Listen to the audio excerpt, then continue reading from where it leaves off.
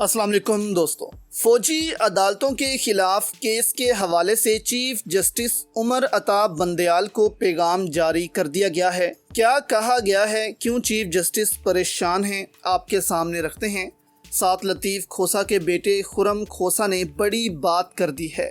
मीर जाफिर और मीर सादिक को बड़ा पैगाम जारी किया है, इस पर भी बात करेंगे। और आखिर में एक बहुत अहम खबर आपके साथ शेयर करेंगे कि साबिक Lahore corps commander lieutenant general Suleman Ghani कहाँ हैं, इस वक्त उनके साथ क्या हो रहा है, ये भी आपको बताएंगे। आपके ख्याल में दोस्तों, क्या चीफ जस्टिस इतनी ताकत रखते हैं इस वक्त के फौजी अदालतों के खिलाफ कार्रवाई कर सकें, और हुकूमत की जानिब से क्या धमकी दी गई है चीफ जस्टिस को, आपको बताते हैं। देखें, ये मिलिट्री कोर्ट्स किस तरह इंसाफ फराहम करती हैं, लतीफ़ खोसा के इस बयान से आपको अंदाज़ा हो जाएगा।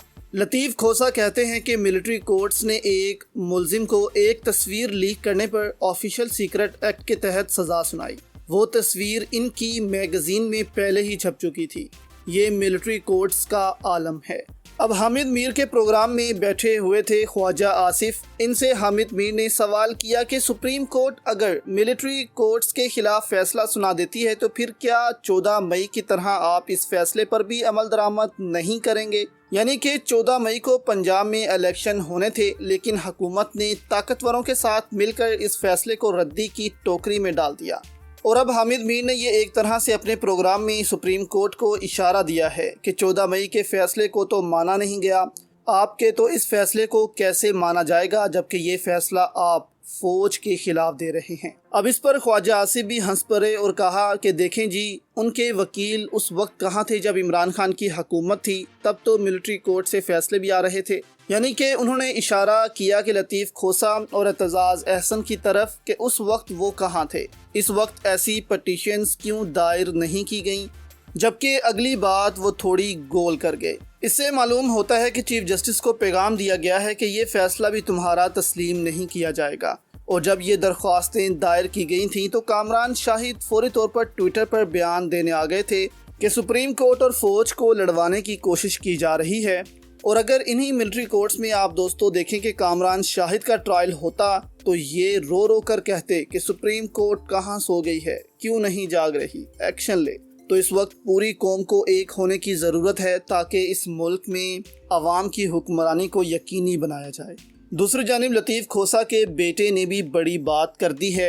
एक इंटरव्यू के दौरान उन्होंने मीर सादिक, मीर जाफिर की औलादों के लिए पैगाम दिया कि तुम लोग कहीं भी छुप जाओ, मैं तुम्हें नहीं छोड़ूंगा। अब ये उन्होंने बाजवा को कहा है जो इस मुल्क के साथ ये सब करके गए हैं।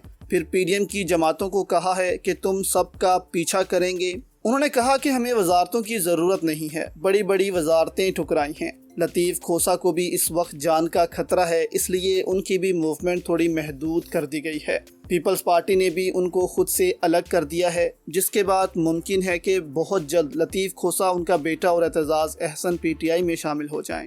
लेकिन सबसे बढ़कर ये है कि इस वक्त पूरी कौम को अदलिया के साथ खड़ा होना चाहिए ताकि अदलिया इस पर बड़े बड़े फैसले कर सके।